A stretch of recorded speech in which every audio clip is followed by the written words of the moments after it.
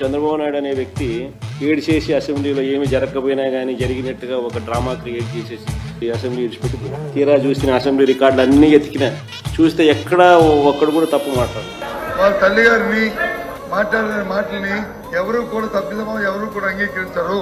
ఆ తల్లిని కించపరచడం భావ్యం కాదని నేను సమాపంగా చెప్తాను. ఆ విజువల్ చూసిన ప్రతి ఒక్కళ్ళు కూడా తప్పు. మమ్మల్ని అడిగారు, నా భార్య అడిగింది నన్ను, మీరు అసెంబ్లీకి వెళ్ళేది ఇటువంటి పనికిమాల మాటలు మాట్లాడే భాష కోసమా?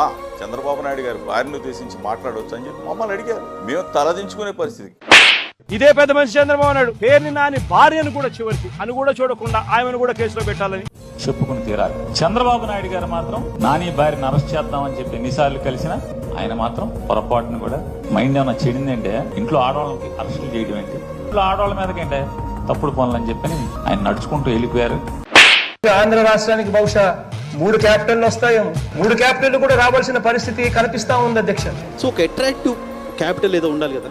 అమరావతి ఉంది కదా మనకు. అమరావతి ఉంది. అమరావతి నుంచే జగన్మోహన్ రెడ్డి ఎక్కడి నుంచి రూల్ చేశారు. వీళ్ళంతా ఎక్కడ కూర్చున్నారు? గవర్నమెంట్ ఎక్కడి నుంచి నడిచింది? అక్కడ నుంచే కదా.